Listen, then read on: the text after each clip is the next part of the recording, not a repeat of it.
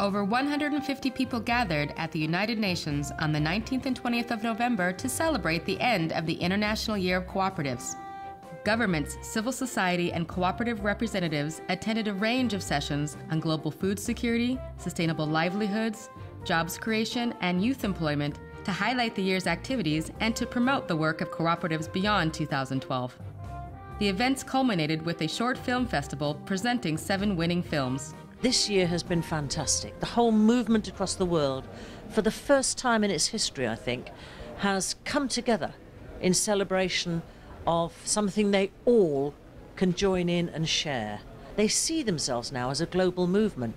They're not looking down at their cooperative, they're looking up at the worldwide cooperative family, owned by 1 billion people, employing 100 million people, in every village, town, city across the world.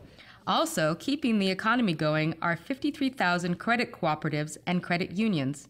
In recent years, they have withstood tests brought by market failures and tough economic times. Cooperative banks have proven very resilient during the crisis, and they are very much oriented towards their members and their customers. In the European countries, the cooperative model has done well right across the board.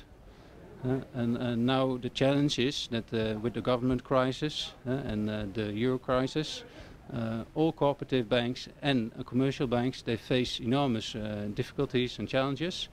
And I really hope that the cooperative model will prove resilient again. Chili farmers, food co-ops, women crafters, and cooperative housing were among the awarded themes at the film festival. As the international year itself, the films put a spotlight on this member-owned enterprise model, placing people at the heart of business. Cooperators knew that that's what they wanted. They wanted a natural food store. They wanted it on Central Avenue, which is the main street of Northeast Minneapolis, and they wanted it community-owned. Throughout the event, participants reiterated the need to keep the momentum moving forward, particularly in the area of youth development, where nearly 75 million young people are unemployed. I think the critical thing that cooperatives have to do is to start looking at how we develop with young people, how we bring young people into our family, how we maximize the value of the young to the young. Because we've seen it on the streets with the Occupy movement and the 99% and in North Africa and the Middle East, people crying out, young people, not just for freedom, but for economic justice. And I think the cooperative movement can do that for them. We have the hope that this is so, that the cooperatives will bet on youth, so that they can self-employ themselves. Create cooperatives, create employment. And this is an answer to the unemployment and the integration of the youth in the society.